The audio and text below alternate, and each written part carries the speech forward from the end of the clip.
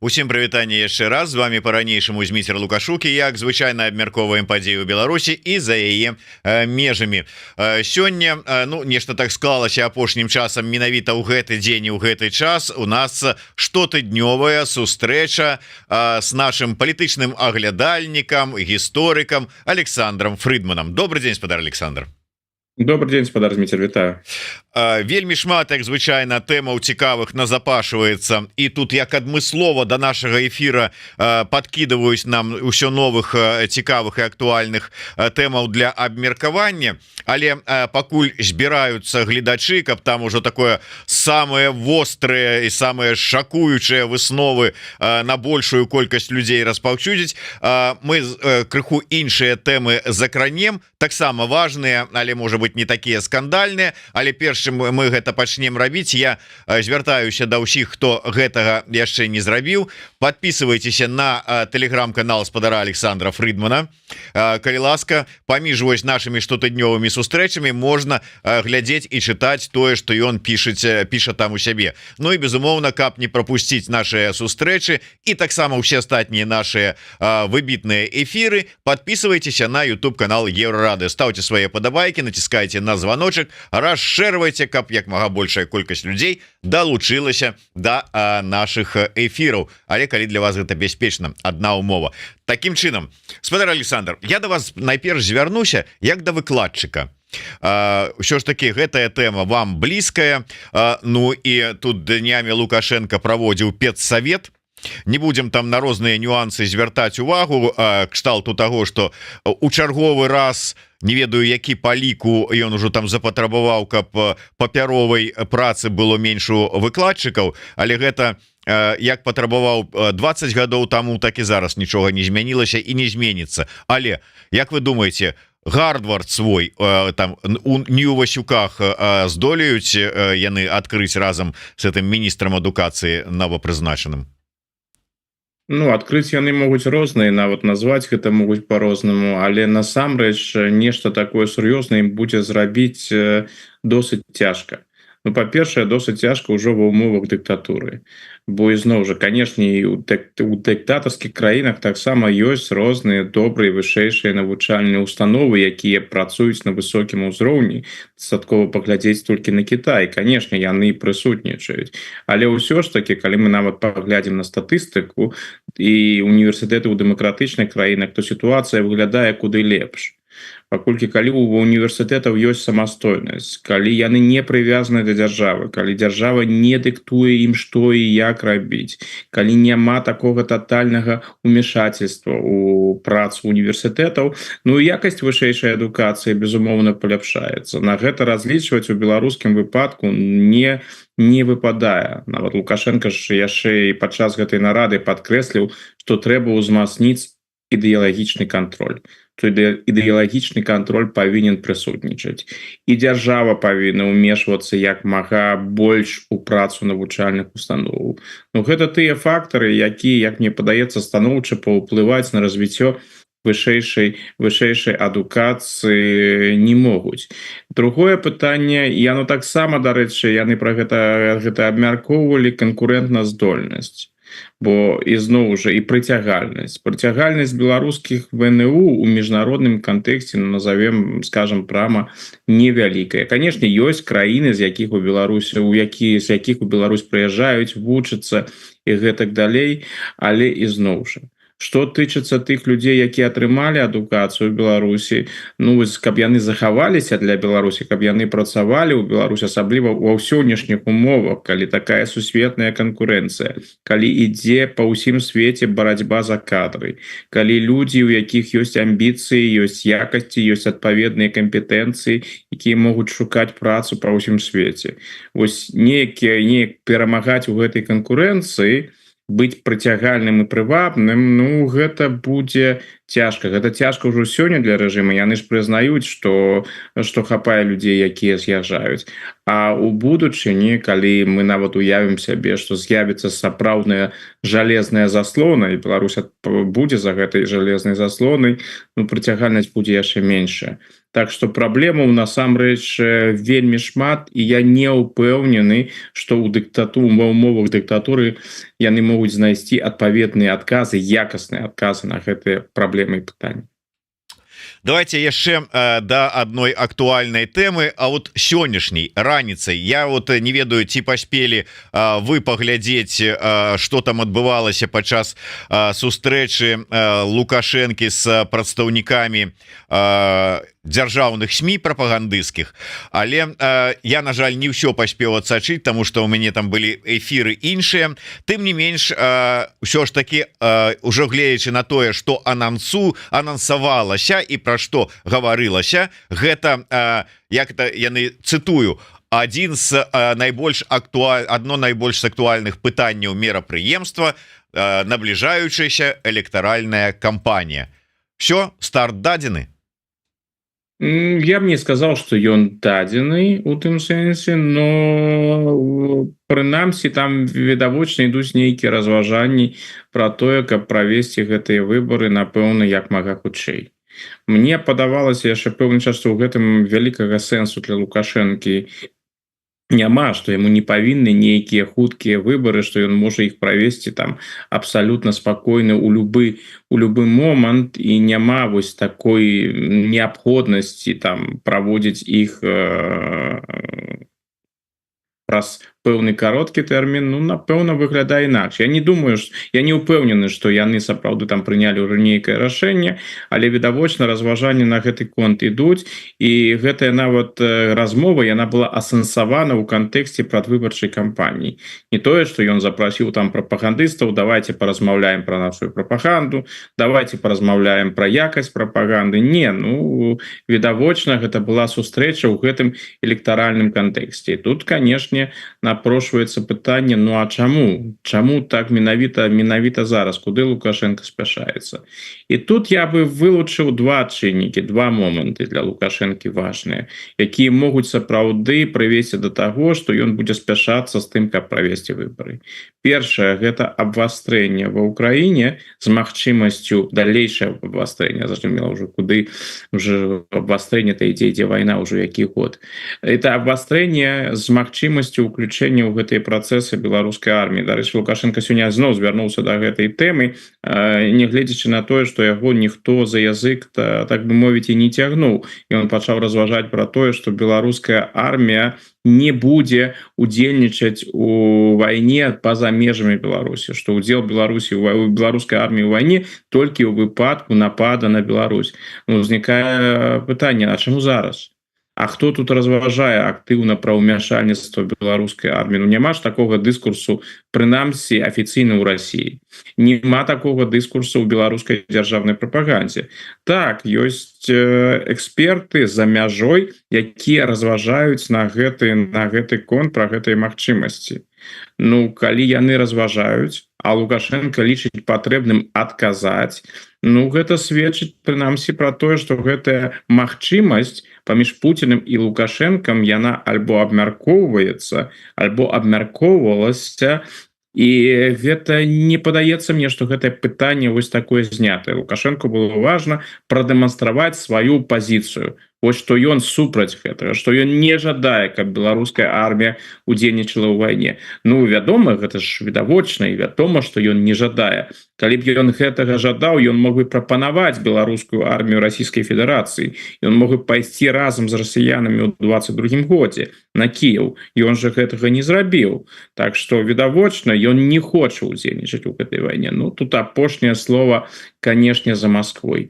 Што тычыцца і зноў жа вярнуся да выбарчай кампаніі, то яшчэ адзін фактор акрамя вайны, які можа прымусіць Лукашэнку правесці гэтыя выбары як мага хутчэй, і можа сапраўды тое што мы сёння бачылі гэта такі ўжо этап падрыхтоўкі як мне падаецца это можа быць звязана выключна з лукашэнкаўскім станам здароўя гэта тэма табу афіцыйна мы нічога на гэты конт не ведаем афіцыйных паведамленняў няма ну і калі там могуць быць нейкія пытанні звязаныя са здароўем у будучыню магчыма нейкія там планавыя альбо непланавыя аперацыі дык мае сапраўды сэнс правесці гэтыя выборы як мага хутчэй у якасці так бы мовіць страхоўкі что тычыцца вылучэння лукашэнкі да ці не ну ён набраў гэтую какетлівую стратэгію что ён пра выборы разважае намякае что без яго не абыдзецца але не пацвярджае ізноў жа гэтым разам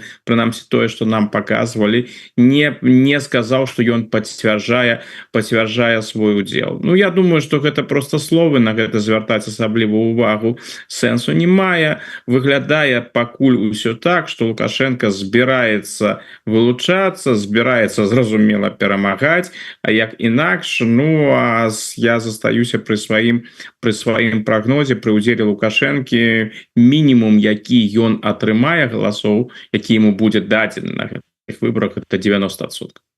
Ну як же вот глядзіце я читаю просто Лукашенко заклікаў СМІ і тут ідзе ў двукосі не валіць на карысць дзеючага прэзідэнта калі ён будзе кандыдатам ну калі СМІ не будуць валіць на яго карысць ну так што ж ён там займее якія адсоткі Ну там смешнага было много ён же прынамсі так сказал что ён там падзякаваў за тое что яны яго ў прынцыпе стану не памятаю дакладныя формулёўкі там было нешта такое что яны яго недрэнна показваюць і іншае ну добра калі з яго пункта гледжання нядрэнна такі мяккі культ асобы які прасоўваецца беларускімі дзяржаўнымі СМІ у гэтым све у гэтым годзе калі гэта не дрэнна ну добра ну можна толькі поставіць пытанне А что для лукашэнкі было б каб яны пачалі яго сапраўды хваліць па-сапраўднаму хваліць вось напэўна гэта быў не просто такі мяккі культ асобы а ўжо такі буйны культ асобы я адмыслова кажу что мяккі культ асобы бо яны канешне падкрэсліваюць там лукашэнкаўскія дасягненні яго значэнні ўсё іншае гэта прысутнічае але ўсё ж таки таких памераў як мы ведаем напрыклад цэнтральна-азіяцкіх рэспублік ды нават з Расійскай Федэрацыі в кантэксце Пуціна вось такога культу асобы лукашэнкі пакуль у Беларусі не назіраецца нягледзячы на тое что вось гэты год ён даслед сапраўды для лукашэнкі сімвалічны і 30 гадоў на пасадзе і 70годдзе сваё якое ён будзе святкаваць то бок відавочна асаблівы год і таму тое что яны яго так показывалі ў прапагандзе асабліва і з прычыны гэтых датаў ну гэта было ўсё чакана але нават мае тое што я чакаў что культ асобы у гэтым годзе ўсё ж таки нават будзе больш буйным чым гэта было да апошняга моманту ну можа ўсё ў бліжэйшы час і зменіцца Ну нічога зараз адкрыюць яшчэ адзін яшчэ адзін першы інфармацыйны канал дзе таксама не будуць валіць на карысць дзеючага прэзідэнта как бы ну і там глядзіш і недалёка ад гэтага невалення і да нармальнай такой культа асобы і прасоўвання яго але я вярнуся да тэзы на якую вы звярнулі ўвагу дзе ён гаворачы вось пра СМІ там пра электаральную кампанію зноўку звярнуўся да тэмы вайны і зноўку сказаў што ніякіх загадаў каб ісці ваяваць за межы Беларусі не было і не будзе гэта як працяг тых словаў якія прагучалі на гэтым ужо ўзгаданым намі педсавеце Праўда там ён расказваў про тое что яго нібыта падштурхоўвалі там я не ведаю там ці купіць хацелі ці не заманіць нейкімі плюшкамі каб ён на баку Украіны супраць Росіі выступаў А тут уже наадварот как бы там на баку России супраць Украины ён уже не будзе выступать то есть тут такое гэта працяг размовы і адразу як вы ставіце да вось гэтай я не ведаю шакуючай гісторыі про тое як яго там нейкія там відаць англосаксы нейкія хотели збіць з пуці ісцінного. Ну стаўлюся з гумарам, то а як інакш так гэтага таких фантазій ставіцца. Вось калі б мы гэта абмяркоўвалі ў якасці жарта, ну тады гэта напэўна мела б нейкі сэнс. Сур'ёзна ўспрымаць гэта ну просто недарэчна. І зноў жа тое, што ён распавядае, як ён распавядае, якія там тэорыі з'яўляюцца, ну гэта ж не новы, гэта такі яго фірмовы стыль, так бы мовіць. І звычайна за гэтымі словамі нічога няма.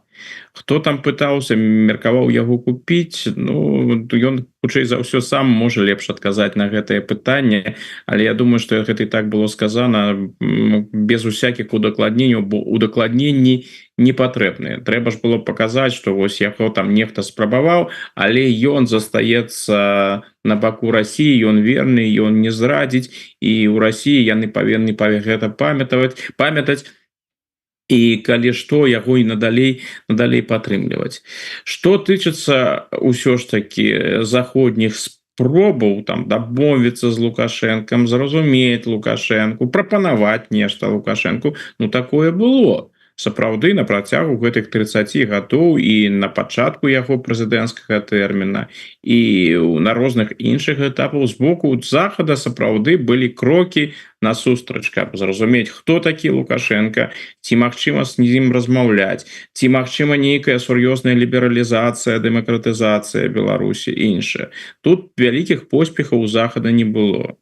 Лукашенко ж яшчэ пасля абрання нават запрашалі на захаду, яго быў дзяржаўны, вось гэта уявіць сёння немагчыма. Лукашенко з дзяржаўным візітам у Францыі, але гэта было, бо французскія ўлады, тагачасны французскі прэзідэнт Шырак, яны жадалі зразумець, хто гэты чалавек, які перамог на выбарах у 94 годзе, што ад яго чакаць. У яго вельмі дзіўная рыторыка, а ці толькі гэта рыторыка, ці магчыма з гэтым чалавекам супрацоўнічаць. Потым быў 10 год, калі перад прэзідэнцкімі выбарамі ў Мінск прыехалі былы і сённяшні міністр замежных спраў Польшчы Сікорскі і яго нямецкі калега Вестэрвэле. І там былі канкрэтныя прапановы, дэмакратычныя, больш-менш дэмакратычныя выбары, паляпшэнне стасункаў з еўразвязам, крэдыты і іншае. З гэтага, зразумела, нічога не было, нічога не выйшла. Другая палова десятых, так званая макеевская лібералізацыя.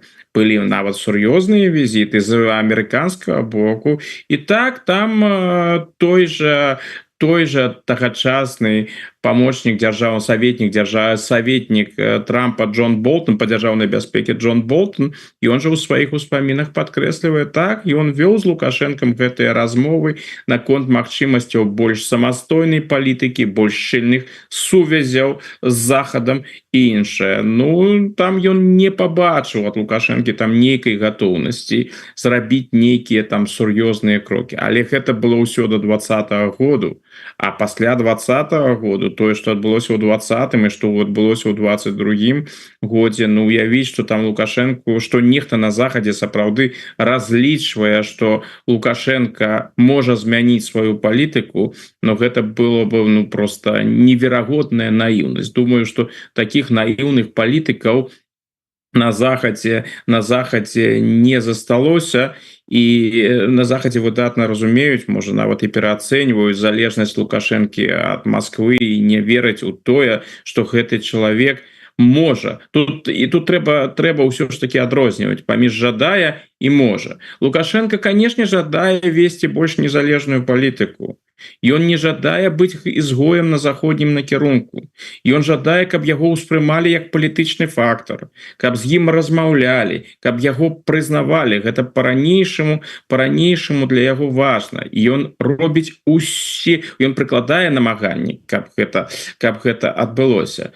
Але іншая справа, як гэта у рэальнасці існуе. У рэальнасці яго як фактор не ўспрымаюць. І на захадзе ўпэўнены, як мне падаецца, заходняй палітыкі у тым, што галоўныя пытанні ключавыя пытанні для захаду, пытанні бяспекі, пытанні міру і вайны, пытанні удзелу Беларусі, удзелу ці не удзелу беларускай арміі ў вайне, што гэтыя пытанні, канешне, Лукашенко таксама вырашае, але за ім не апошняе слово. Апошняе слово за Путиным. Ну які сэнс там з Лукашенком мець нейкія справы, калі яго самастойнасць настолькі абмежаваная. Ён дажадае быць самастойным, але ў сённяшніх умовах ён настолькі звязаны з Россией, что яму ўжо з гэтага расійскага павадка не сысці.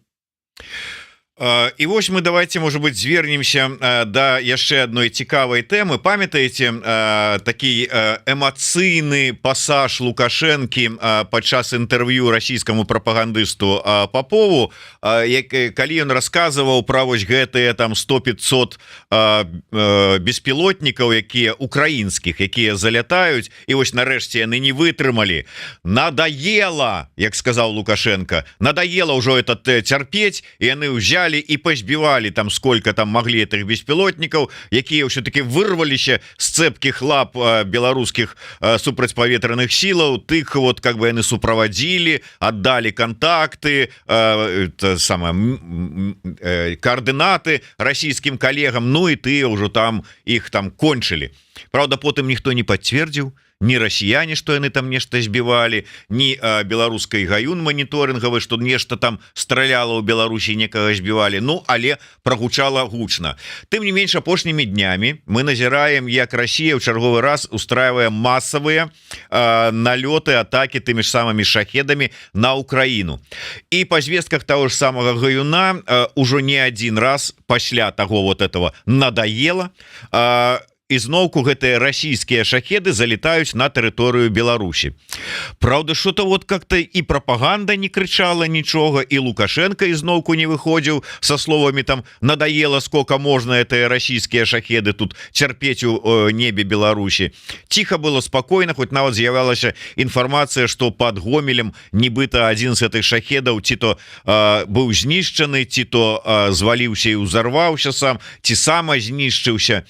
І вось нарэшце сёння з'яўляецца інфармацыя, што гэтай ноччу беларускі самалёт ўсё ж такі збіў гэты чарговы такі аб'ект, неапознаны з расійскай выбухоўкай.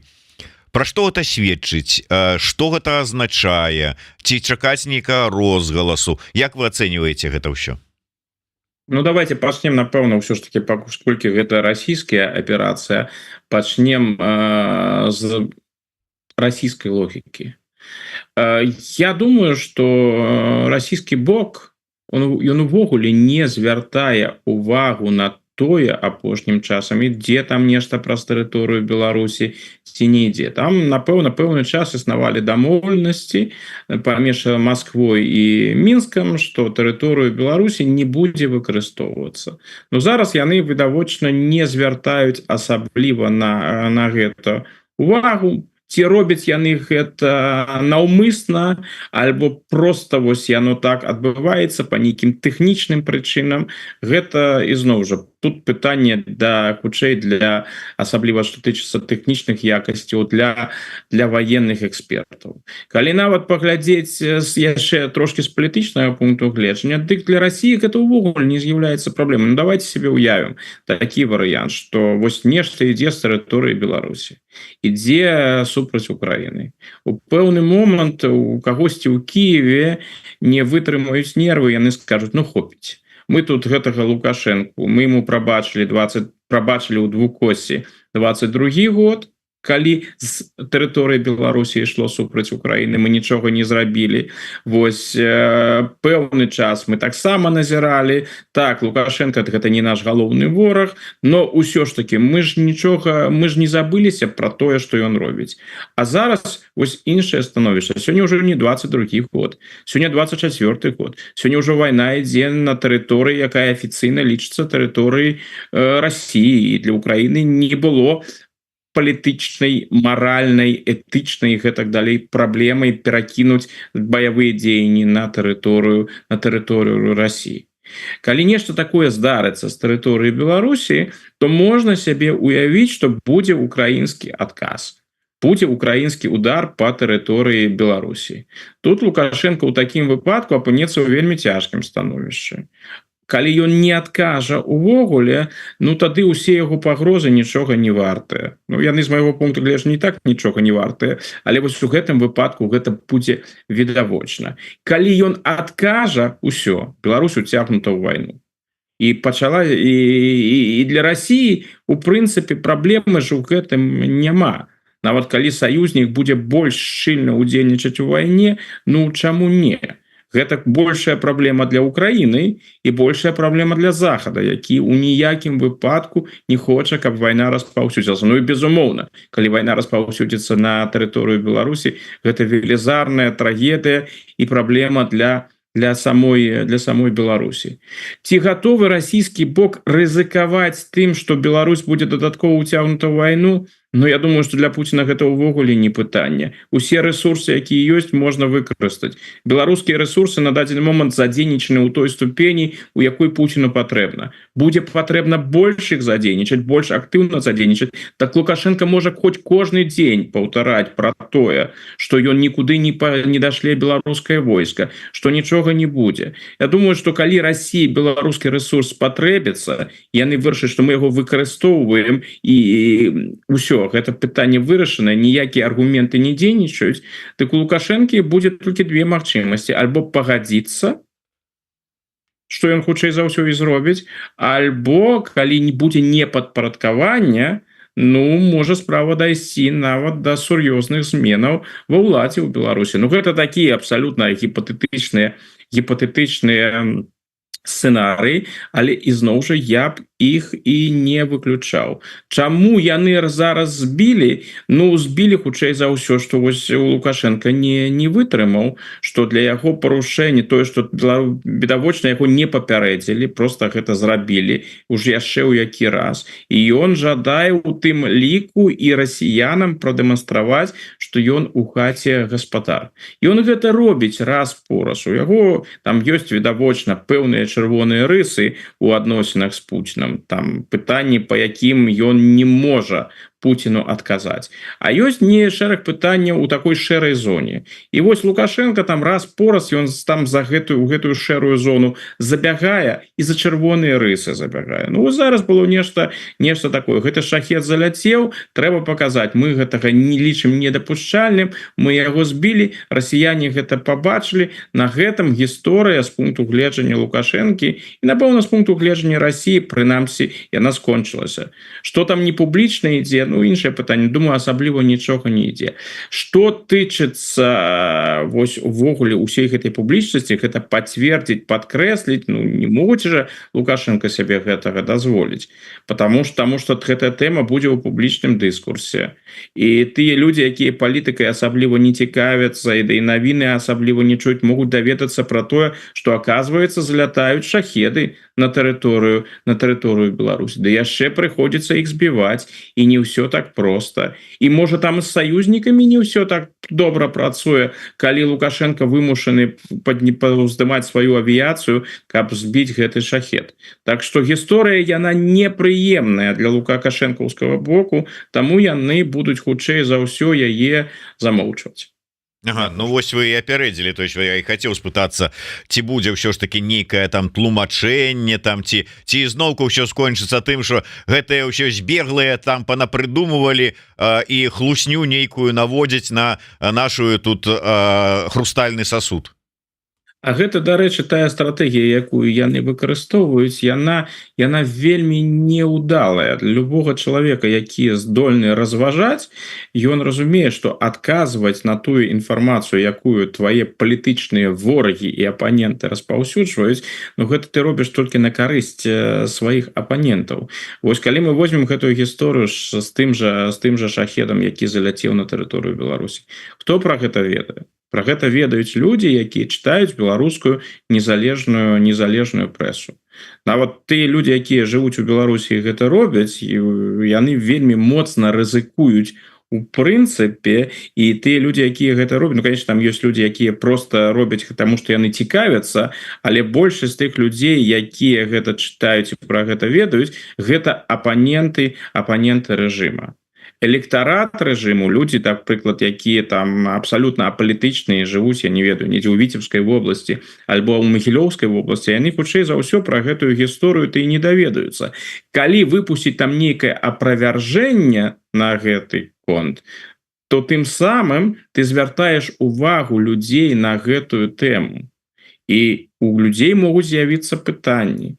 І ў тым, што сказаў сёння Лукашенко, таксама. Ну добра, Лукашенко падкрэслівае, няма вайны на тэрыторыі Беларусі, мы не ўдзельнічаем іншае. Ну навошта ты ізноў разважаеш на гэты конт, што Беларусь не будзе, беларусы не будуць удзельнічаць у вайне па-за межамі Беларусі. Чалавек, які разважае, задасць себе пытанне. Калі Лукашенко пра гэта увогуле кажа, калі гэтая тэма з'явілася, дык напэўна гэта абмяркоўваецца. А можа гэта так, што Пуцін яго прымушае і ён гэтага не робіць. Такая інфармацыйная палітыка, яна спакой у грамадстве не павялічвае. Таму яны і рэагуюць па-рознаму, я маю на ўвазе дзяржаўную прапаганду. Калі з'яўляюцца тэмы, ну вельмі такія непрыемныя для іх, яны маўчаць. Яны проста маўчаць. Бо ім няма чаго адказаць, і яны нават разумеюць, што як бы ты на гэта не адказаў, будзе толькі горш.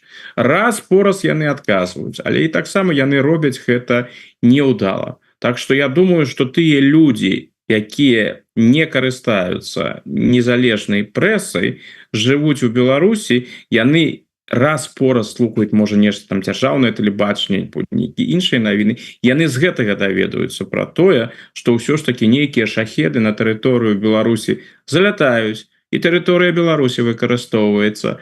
І гэта не тое, што паляпшае эмацыйнае становішча людзей. Бо калі ідуць такія навіны, людзі разумеюць, вайна зусім недалёка, вайна побач, і вайна ў любы момант можа прыйсці на тэрыторыю Беларусі. Ну, вось вы кажаце, калі людзі хоць троху разважаюць, калі там дзесьці бачаць, могуць аналізаваць і ўвогуле ацэніць, ведаеце, ну я магу зразумець, калі там Лукашенко прыязджае ў нейкую там сельскую гаспадарку, стаіць перад механізатарамі і даяркамі і расказвае ім пра сваю значнасць на міжнароднай арэне, што там вядучыя лідары краінаў тэлефануюць яму, каб параіцца, сказаць: Рыгорыч, што рабіць, запускаць там ракету на Марс ці не, без яго ніяк не абысціся. Ну там зразумела, ёсць перад кім распушыць хвост. Ну калі ты выступаеш на педсавеце перад людзьмі, якія маюць вышэйшую адукацыю, не адну, калі людзі, якія умеюць, чытаюць кнігі і падручнікі, якія в прынцыпе адукаваныя і разбіраюцца, і расказвае про тое, як яго там падбівалі, каб ён здрадзіў Маскве і на баку Украіне, уступіў у вайну, і вот гэтым толькі вось можа быць дзеля з-за гэтага да гэтага часу там Крэмль стаіць, а так бы ўжо там Лукашенко доткнуўся пальчыкам, і ўсё б павалілася б расійская імперыя. Ну вот каму гэта расказваць, на каго гэта разлічана? Ці там ужо так прамытыя мазгі нават у выкладчыкаў вышэйшых навучальных установаў, што яны вось глядзяць, разявіўшы роты, ўсяму вераць? Сапраўды было б вельмі цікава, можа калісьці мы гэта і даведаемся, бо гэтыя людзі, якія ўдзельнічаюць у такіх нарадах, мерапрыемствах, яны можа пакінуць успаміны, альбо калі скончыцца эпоха Лукашэнкі, будуць адкрыта размаўляць пра тое, што яны адчувалі і бачылі, як гэта было. Гэта было б насамрэч вельмі цікава. Вось паглядзець гэта на вось з гэтага боку тых людзей, на якіх ідзе гэтая хваля лукашэнкаўскіх прамоваў. Што тычыцца самога Лукашэнкі, то у мяне адказ на гэта пытанне наступны. Чалавек займае галоўную пасаду ў дзяржаве 30 гадоў. У яго велізарны палітычны вопыт, які прысутнічае, і ён, мне падаецца, ўжо сам верыць паступова ў тыя тэзісы, якія прасоўвае прапаганда. Што вось тое, што з'явіўся гэты Лукашенко і перамог на прэзідэнцкіх выбарах у 94 годзе, гэта беларускі цуд. что беларусам пашанцавала, як калі не памыляюся, ад Марата Маркова гэта было, что такія дзяржаўныя дзеячы як Лукашенко з'яўляюцца один раз на 1000 гадоў і іншае. Вось такого кшталту рэчы ідуць, калі падкрэсліваецца, што вось ён узяў Беларусь у 94 годзе абсалютна ў жахлівым стане, а сёння гэта нібыта ядерная дзяржава і іншае. І я думаю, што шмат во што з гэтага Лукашенко сам верыць. Ён лічыць, што ён зрабіў вельмі шмат, што ён лічыць, безумоўна, сябе, думаю, што такой велізарнай, велічнай постаццю у беларускай гісторыі, і ён не думае пра гэтых, так бы мовіць, простых людзей, якія ходзяць па зямлі, якіх ён там бачыць у розных кантэкстах. Ён робіць тое, што яму падабаецца. Ему падабаецца распавядаць гэтыя гісторыі у гэтым кантэксце. І ён гэта робіць. Ён асабліва і не разважае пра то, якая гэта публіка, што гэта там сядзяць людзі, як яны гэта ўспрымаюць. У яго ёсць улада. Гэтыя людзі не могуць прымусіць яго, каб ён іх чуў. Але ён можа прымусіць гэтых людзей, каб яны яго чулі, каб яны там сядзелі, каб яны там рабілі нейкія нататкі. Іншы, у яго ёсць улада, і ён атрымлівае відавочную асалоду у гэтай уладзе. Гэтыя публічныя знявагі, кпіны з чыноўнікаў, тое, што адбываецца. Ну, гэта відавочна адбываецца таму і публічна адбываецца, бо Лукашенку гэта падабаецца. Так што вось я б гэта так менавіта разважаў. Не тое, што ён там думаў нейкім чынам пра гэтую аўдыторыю, альбо там нейкую расійскую аўдыторыю. Ну, чалавеку пэўныя гісторыі відавочна падабаюцца. І ён іх распавядае у розных кантэкстах. Фантазія працуе выдатна. Яна працавала выдатна ў першай палове 90-х, дапамагла Лукашенку прыйсці да ўлады. Ну, вось гэтую кампетэнцыю ён не страціў. Нават у якасці рознага кшталту фантазіі там ён выйшаў на новы ўзровень. Канешне, калі гэта падыходзіць да гэтага там з боку нейкай аналітыкі, разважаць на гэты конт, там знаходзіш заўсёды супярэчнасці і разумееш, што ну гэта несур'ёзна ўспрымаць гэта. Але Лукашенко ж не робіць гэта для таго, каб нехта там сур'ёзна гэта ўспрымаў. Ён робіць гэта перш за ўсё для самога сябе. І он паводзіць сябе ў гэтым сэнсе, як мне падаецца, вельмі эгоістычна. Ну, сапраўды, перажывае чалавек. Вот выйду я на пенсію, і што? Чым я буду займацца? Казкі будзеш пісаць? Он такі добры казачнік. Ну, што ўсё, ёсць чым заняцца? Гэта і зноў жа, гэта гісторыя, гэта тыповая гісторыя для дыктатараў. Так, Лукашенко гуляе ў так званага народнага дыктатара. Ён хоча паказваць, што вось ён такі ж чалавек, там як ягоны электарат, як гэтыя простыя людзі, якія жывуць у аграгарадках і іншае. Но калі ўсё ж такі паглядзець на гэта больш уважліва, ты бачыш, што Лукашенко так раз-пораз ён апускаецца на зямлю, але насамрэч ён на іншай планеце. І гэты іерархіі, яны ж відавочныя. Нават гэты стыль камунікацыі, які ў Лукашэнкі прысутнічае, калі ён там раз-пораз там зусім розным людзям кажа, пераходзіць наўпрост на ты. Ну, калі ты такі дэмакратычны, ну, хай і да цябе перайдуць на ты. Але ж мы бачылі, што адбывалася, калі з Лукашэнкам пераходзілі на ты. Тая знакамітая гісторыя з МЗКТ з «Уходи». Як ён адрэагаваў на гэтага рабочага, калі я не памыляюся, які там быў з тэлефонам. Якая ў яго была рэакцыя, калі ён сапраўды пабачыў вось народную любоў. Вось. Я б хацеў зараз трошку на іншую тэму закрануць, і яна тычыцца палка Каліноўскага, ініцыятыва шведа аб прызнанні гэтага палка тэрарыстычнай арганізацыі. Ну, нават ужо не здзіўляюся таму, што гэта до 20-го года беларусы былі самай законапаслухмянай нацыяй, дзе там усе былі коцікі і ўсё астатняе. Зараз, конечно, коцікамі і засталіся, але столькі экстрэмістаў, тэрарыстаў, экстрэмісцкіх і тэрарыстычных арганізацый і ўсяго астатняга, ну я не ведаю, дзе яшчэ ў якой краіне ёсць, акрамя Беларусі, у такой колькасці на душу насельніцтва. Так вот, ўсё ж таки, калі гэта, ну, не здзіўлюся, калі гэта прызнанне хуценька будзе. Ведаючы, як успрымаюцца тэрарыстычныя арганізацыі у свеце, той же самы Хамас, вот калі праводзіць паралель, вот зараз да таго, што там прызнаюць лукашэнкаўскія структуры, у пераважнай большасці краінаў ставяцца са скепсісам, але тым не менш гэта нейкім чынам паўплывае, будзе мець значэнне ці не будзе.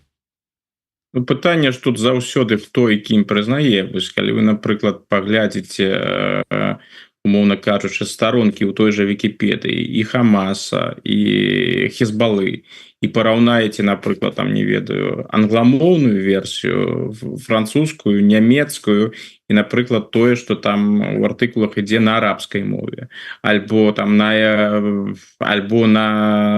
фарсі і гэтак далей, то вы побачыце, што там вось гэты момант з тэрарызмам ён прысутнічае звычайна прысутнічае.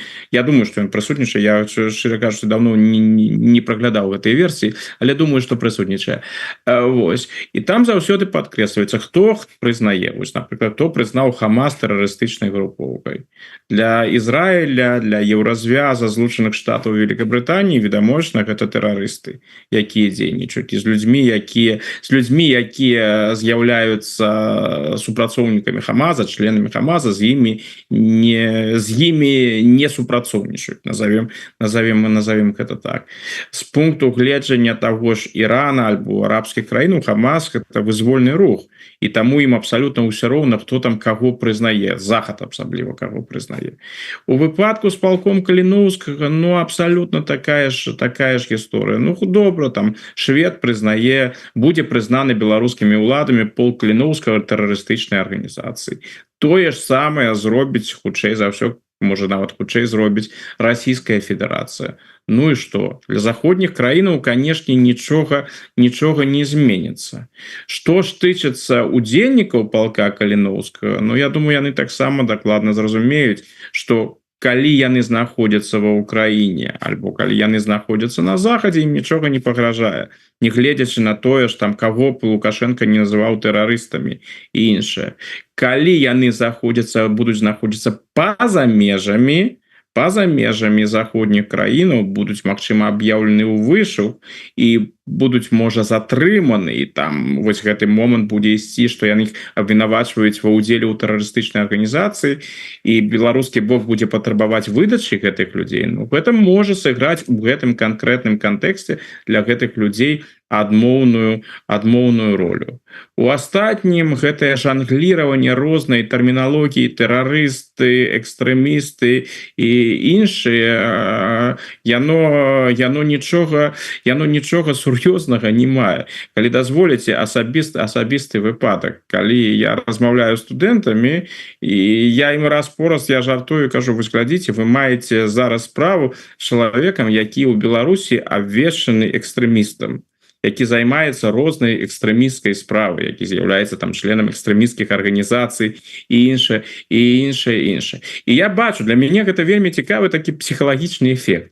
Калі яны чуюць гэтае слово экстрэміст у адносінах да мяне асабіста, ну, першая рэакцыя гэта вялікае здзіўленне, шок.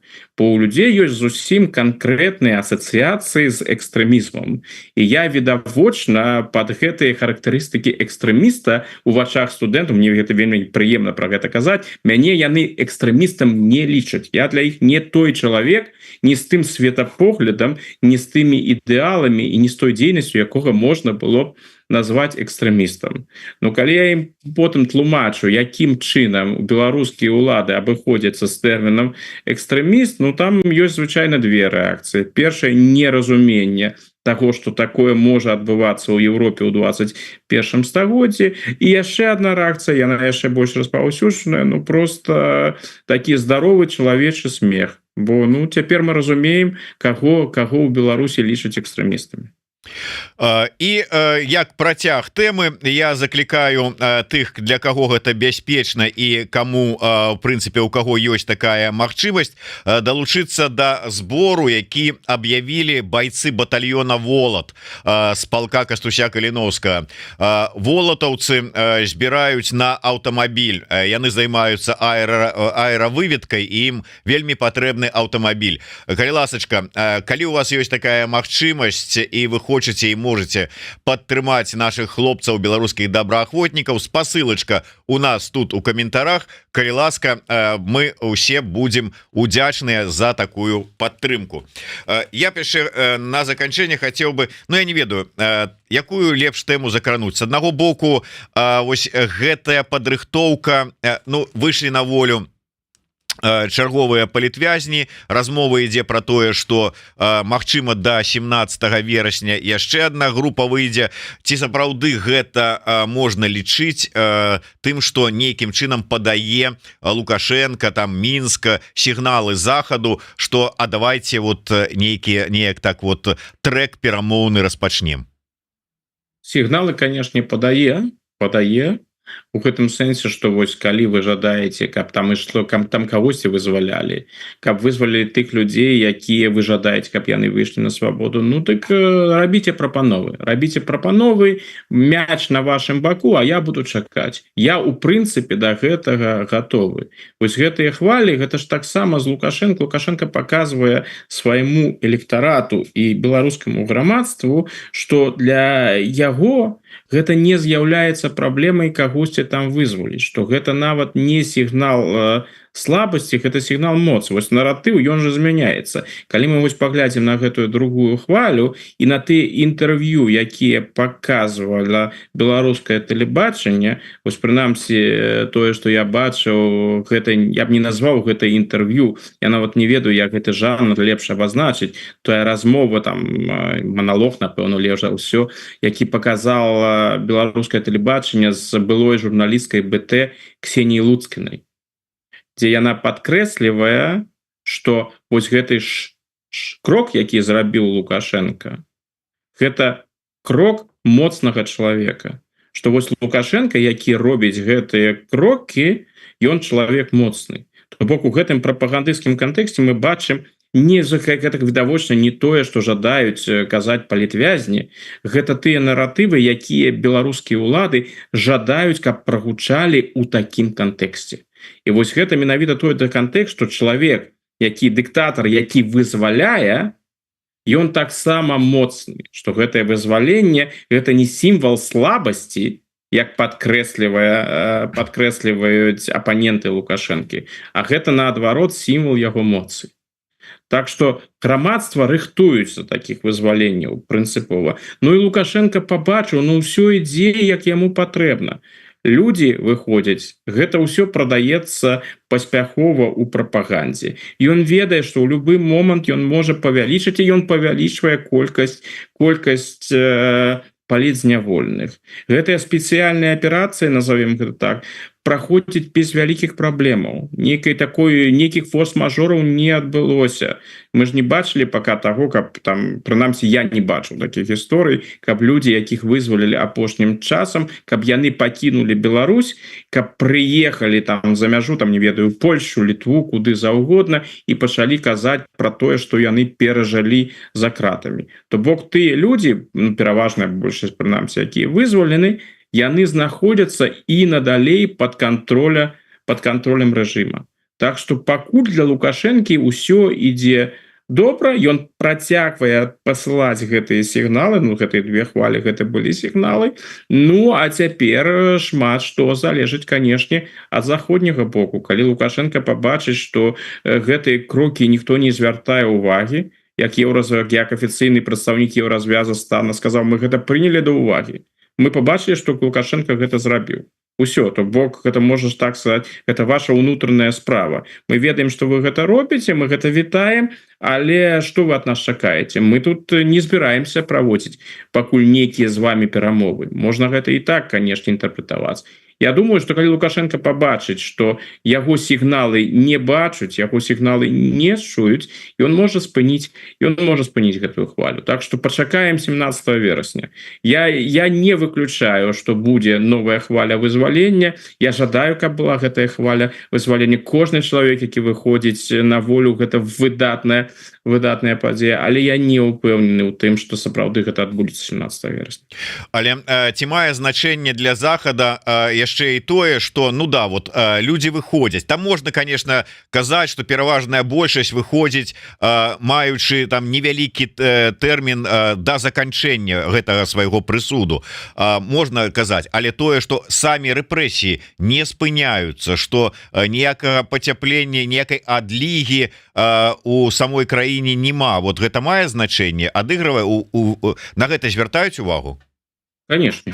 Я думаю, тут же сошыць вельмі уважліва і разумеюць, што рэжым прынцыпова не змяніўся. Дарэчы, што тычыцца вось 17 верасня, і гэта ў пэўным сэнсе нават укладваецца ў лукашэнкаўскую логіку. Калі пад 17 верасня, пад вось гэтае свята ўз'яднання, так званае, выразнае антыпольскае свята, конечно, зразумела, вызваліць Андрэя Пачобуту і вось паказаць, што вось мы яго памілавалі пад 17 верасня, што вось палякі, мы ў адрозненне ад палякаў нават у такое свята гатовыя гэтага ворага памілаваць і накіраваць. Ну ці будзе вось менавіта такое нешта сімвалічнае, ну гэта толькі моя гіпотэза, можа нічога ўвогуле не будзе. Ну і на завяршэнне коротко, можа быть, уся гэта сітуацыя с Дуровым, як вы яе ацэньваеце, як яе ацэньваюць на захадзе, ну можа быть там СМІ заходнія, і якіх наступстваў чакаеце? Па-першае, тут трэба выразна адрозніваць гэтай тэмы на захадзе куды менш, чым, так бы мовіць, на ўсходзе і асабліва у расійскай федэрацыі. Тэлеграм, канешне, адыгрывае важную ролю, таксама як сродак камунікацыі на захадзе, але гэта не параўнальнае значэнне. Акрамя таго, імідж у Тэлеграма на захадзе ён вельмі дрэнны. Телеграм лічыцца месенджерам канспіролагаў, ультраправых, расістаў і гэтак далей. Таксама у Телеграма на захадзе ёсць выразны імідж такой рускай сацыяльнай сеткі. Той імідж, якога Дураў жадаў пазбавіцца. Тыя абвінавачанні, якія ідуць, і тое, што Дураву закідаюць у дачыненні да Телеграма, ну гэта ўсё мае пад сабой рэальную аснову. Сапраўды і хапае ў Тэлеграме і дзіцячай парнаграфіі, і расізма, і іншага, і супрацоўніцтва, дарэчы, з рознымі дзяржавамі, з міністэрствамі, з юстыцыяй розных краінаў. Ну яго гэтага супрацоўніцтва было амаль не было. То бок зразумела, што якія каштоўнасці ў Дурава, за што ён выступае, але ўсё ж таки бескантрольны асяродак, ён звязаны з сур'ёзнымі праблемамі. І вось зараз мы прыйшлі да такога становішча, што Тэлеграм хутчэй за ўсё зменіцца. Так што Дураў стаіць перад выбарам. Альбо сапраўды пакінуць Телеграм, паспрабаваць пакінуць Телеграм у сённяшнім стане, амаль без мадэрацыі, дзе нічога не знішаюць, дзе розны распаўсюджваецца контент, дзе няма аніякай цэнзуры, альбо мінімальная, то бок сённяшні выгляд Телеграма, альбо ўсё ж таки пачаць гуляць по правілам, нармалізаваць Телеграм, і ў гэтым выпадку, канешне, будзе пэўная чыстка Телеграму. У тым ліку і ад прапагандысцкага контенту расійскага і, дарэчы, беларускага таксама. Мяне гэтыя словы Лукашэнкі пра тое, што ён разумее, чаму французы арыштавалі Дурава, і што ён увогуле гэта ацэньвае пазітыўна. Я разумею, чаму Лукашенко так кажа. Бо 20-й год, і гэта для яго год Телеграма, і ён, канешне, да Телеграма ставіцца, як увогуле да інтэрнета, вельмі дрэнна, але асабліва з 20-го году. Але адначасова ён павінен разумець, что калі сапраўды Telegram будзе нармалізаваны, ды хутчэй за ўсё гэтыя буйныя расійскія прапагандысцкія каналы, праз якія таксама распаўсюджваецца расійская прапаганда, і беларускія прапагандысцкія каналы, якія таксама ў прапагандысцкім кантэксце адыгрываюць пэўную ролю, яны атрымаюць праблемы, сур'ёзныя. І напэўна апошняе, вось што тычыцца расійскай федэрацыі, чаму Расія так абараняе Дурова у гэтым кантэксце, уступаецца за яго, падкрэслівае там вагу свабоды і іншае. Тут трэба один момант улічваць. Telegram у сённяшнім стане, як ён сёння выглядае, ён расійскую федэрацыю у прынцыпе задавальняе. З аднаго боку, там і надалей пераважна распаўсюджваецца расійская прапаганда для рускамоўнай аўдыторыі, але таксама у Тэлеграме вельмі актыўна і амаль бесперашкодна дзейнічаюць тыя людзі, якія змагаюцца з заходняй цывілізацыяй. Гэта тычыцца і розных ісламістаў, гэта тычыцца тэрарыстаў, гэта тычыцца правых і левых радыкалаў у еўрапейскіх краінах. Усіх тых, хто змагаецца з ліберальнай дэмакратыяй на захадзе. Так што сённяшні Тэлеграм, вось у тым стане, у якім ён ёсць, Расійская Федэрацыя бачыць у ім відавочна куды больш плюсаў, чым мінусаў. Калі Тэлеграм зменіцца, калі адбудзецца нармалізацыя Тэлеграма, ну дык Расія хутчэй страціць.